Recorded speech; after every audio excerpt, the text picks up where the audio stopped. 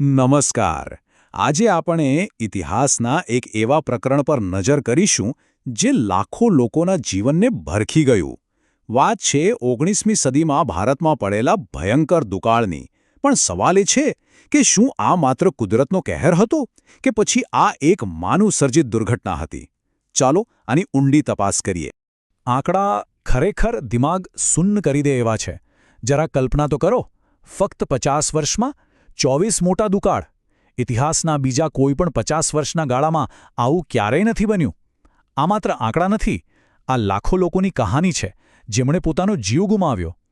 આ ઇતિહાસના પાના પરની કોઈ સામાન્ય ઘટના નથી, પણ માનવતા પર આવેલી એક ભયાનક, અભૂતપૂર્વ આફત હતી. તો આ જ એ મૂળભૂત સવાલ છે જેની આપણે આજે છણાવટ કરવાની છે. શું આ બધું ફક્ત વરસાદ ન પડવાને કારણે થયું? કે પછી પડદા પાછળ એવી કોઈ માનવસર્જિત સિસ્ટમ કામ કરી રહી હતી જેણે એક મુશ્કેલ પરિસ્થિતિને એક ભયાનક દુર્ઘટનામાં પલટી નાખી? આ દુકાળને સમજવા માટે આપણે એક ખાસ દૃષ્ટિકોણ અપનાવવો પડશે, જેને કહેવાય છે પર્યાવરણીય ન્યાય. હવે આ શું છે? સાવ સરળ ભાષામાં કહીએ તો આ વિચાર એવું કહે છે કે કુદરતી આફતો જેમ કે વરસાદ ન પડવો એ ત્યારે જ મોટી દુર્ઘટના બને છે જ્યારે માણસોની બનાવેલી નીતિઓ અને સિસ્ટમ તેને વધુ ઘાતક બનાવી દે. તો ચાલો જોઈએ કે આ કિસ્સામાં એવું કેવી રીતે બન્યું. તો ચાલો શરૂઆત કરીએ મૂળમાંથી. એ જોઈએ કે કેવી રીતે ખેતી અને અર્થતંત્રમાં થયેલા મોટા ફેરફારોએ આ ભયંકર દુર્ઘટના માટે જાણે કે પાયો જ તૈયાર કરી દીધો હતો. બદલાવની શરૂઆત અહીંથી થઈ. વિચારો, પહેલાં શું થતું? ખેડૂતો પોતાના ગામ અને પરિવાર માટે અનાજ ઉગાડતા. જે કંઈ પણ વધે એને મુશ્કેલ સમય માટે સાચવી રાખતા. એ એક સુરક્ષા કવચ હતું. પણ પછી સંસ્થાનવાદી શાસનમાં આખી સિસ્ટમ જ બદલાઈ ગઈ. ભારતીય ખેતી હવે લોકોનું પેટ ભરવા માટે નહીં, પણ નફો કમાવા માટે થવા લાગી. હવે જમીન પર અનાજ નહીં, પણ કપાસ અને અફીણ જેવા રોકડિયા પાક ઉગાડવામાં આવતા, જે સીધા જ વિદેશ મોકલાતા. અને બસ પેલું જે સુરક્ષા કવચ હતું ને, એ તૂટી ગયું. અને આ તો બસ શરૂઆત હતી. સમસ્યાઓ એક પછી એક આવતી ગઈ. સૌથી પહેલાં કર વસૂલવા માટે જમીનદાર વર્ગ બનાવવામાં આવ્યો. પછી નવો નિયમ આવ્યો કે કર અનાજમાં નહીં, પણ રોકડા પૈસામાં જ આપવાનો. હવે ખેડૂત રોકડા પૈસા ક્યાંથી લાવે? તો એમને શાહુકારો પાસે જવું પડ્યું અને દેવાના એવા જ ચક્કરમાં ફસાયા કે જેમાંથી બહાર નીકળવું લગભગ અશક્ય હતું. પરિણામ શું આવ્યું? જે ખેડૂત પોતાની જમીનનો માલિક હતો એ જ પોતાની જમીન પર મજૂર બનીને રહી ગયો. આ મહેલ જુઓ, આ એ જ નવા સામાજિક માળખાનું પ્રતીક છે. એક બાજુ ખેડૂત દિવસેને દિવસે ગરીબ થતો જતો હતો અને બીજી બાજુ આ નવો જમીનદાર વર્ગ એ જ પરિસ્થિતિમાંથી જબરદસ્ત નફો કમાઈ રહ્યો હતો. આનાથી સમાજમાં અમીર અને ગરીબ વચ્ચેની ખાઈ બસ ઊંડી થતી ગઈ.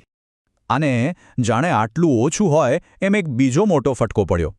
સદીઓથી જ્યારે પણ પાક નિષ્ફળ જાય કે દુકાળ જેવી સ્થિતિ આવે ત્યારે લોકો માટે જંગલ એક આધાર હતો. ત્યાંથી ફળ, કંદમૂળ જેવું કંઈક ને કંઈક મળી રહેતું. પણ પછી નવા વન કાયદા આવ્યા અને લોકોનો આ પરંપરાગત અધિકાર પણ છીનવી લેવામાં આવ્યો. મતલબ કે મુશ્કેલીના સમયમાં ટકી રહેવાનો એક વધુ રસ્તો બંધ થઈ ગયો. હવે એક નવા પાસા પર નજર કરીએ. એવું પાસું જે થોડું વિચિત્ર લાગશે. આપણે જોઈશું કે કેવી રીતે ટેકનોલોજી અને ઇન્ફ્રાસ્ટ્રક્ચર, જે આમ તો પ્રગતિનું પ્રતીક ગણાય, તેણે આ પરિસ્થિતિને સુધારવાને બદલે વધુ ખરાબ બનાવી દીધી. આ બે છબીઓ આખી વાર્તા કહી દે છે. એક તરફ છે બોમ્બેનું ભવ્ય વિક્ટોરિયા ટર્મિનસ, બ્રિટિશ શક્તિ અને પ્રગતિનું પ્રતીક, અને બીજી તરફ મદ્રાસના દરિયા કિનારે પડેલો અનાજનો ઢગલો. આ અનાજ ભૂખથી મરતા લોકો માટે નથી, પણ અહીંથી વિદેશ મોકલવા માટે છે. આનાથી સ્પષ્ટ થાય છે કે રેલવે જેવી આધુનિક સુવિધાઓનો અસલી હેતુ શું હતો. લોકોની મદદ નહીં, પણ દેશના સંસાધનોને વધુ ઝડપથી બહાર લઈ જવાનો. અને જો કોઈને હજુ પણ શંકા હોય તો આ આંકડો જુઓ. 500%! જી હા, 500%નો જંગી વધારો ભારતના કૃષિ નિકાસમાં થયો. આનો મતલબ સાવ સીધો અને સ્પષ્ટ છે. જે સમયે દેશની અંદર લોકો ભૂખે મરી રહ્યા હતા, તે જ સમયે અહીંથી અનાજ ભરી ભરીને બહાર મોકલવામાં આવી રહ્યું હતું.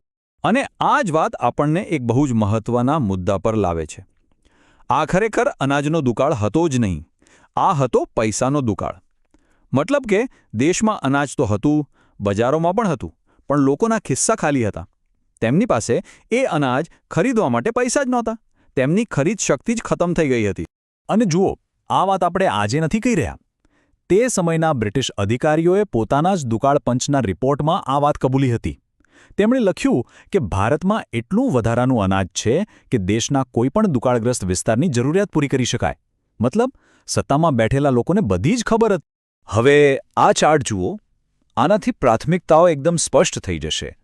રેલવે પાછળ 226 મિલિયન પાઉન્ડ ખર્ચાયા અને સિંચાઈ પાછળ માત્ર 24 મિલિયન. લગભગ 10 ગણો તફાવત. કેમ? કારણ કે રેલવે માલ સામાનને બંદરો સુધી પહોંચાડવા અને સૈનિકોને દેશના ખૂણે ખૂણે મોકલવા માટે જરૂરી હતી, જ્યારે સિંચાઈ, જે ખેડૂતોને દુકાળ સામે સીધું રક્ષણ આપી શકતી હતી, તેને નજરઅંદાજ કરવામાં આવી. આ નિર્ણયોનું પરિણામ કેટલું ઘાતક આવ્યું હશે એ આપણે સમજી શકીએ છીએ. ચાલો હવે આપણે આ વિશ્લેષણના અંતિમ અને કદાચ સૌથી ચોંકાવનારા ભાગ તરફ આગળ વધીએ. અહીં આપણે જોઈશું કે સરકારી રાહત કાર્યો કેમ નિષ્ફળ ગયા અને આટલા બધા મૃત્યુ પાછળનો અસલી હત્યારો કોણ હતો. સરકારે જે રાહત કાર્યો કર્યા એ પણ પોતે જ એક સમસ્યા બની ગયા. એક તો જે પણ મદદ પહોંચતી એ ખૂબ ઓછી અને ખૂબ મોડી હતી, અને તેની પાછળ એક વિચિત્ર વિચારધારા કામ કરતી હતી કે જો લોકોને વધારે મદદ કરીશું તો તેઓ આળસુ બની જશે. આ જ વિચારના આધારે સર રિચાર્ડ ટેમ્પલને એકલું ઓછું રાશન નક્કી કર્યું કે આખો દિવસ સખત મજૂરી કરનાર વ્યક્તિને માત્ર 450 ગ્રામ અનાજ મળતું. આટલામાં તો કોઈ જીવતું કેવી રીતે રહી શકે?